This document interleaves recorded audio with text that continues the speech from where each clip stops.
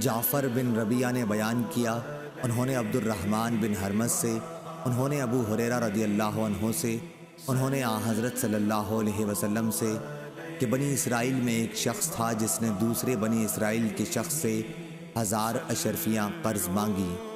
اس نے اللہ کے بھروسے پر اس کو دے دیں۔ اب جس نے قرض لیا تھا وہ سمندر پر گیا کہ سوار ہو جائے اور قرض خواہ کا قرض ادا کرے، لیکن سواری نہ ملی۔ آخر اس نے قرض خواہ تک پہنچنے سے نا امید ہو کر ایک لکڑی لی، اس کو کریدا اور 1000 اشرفیاں اس میں بھر کر وہ لکڑی سمندر میں پھینک دی۔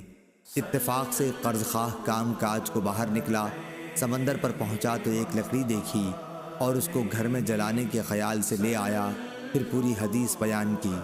جب لکڑی کو چیرا تو اس میں اشرفیاں پائیں۔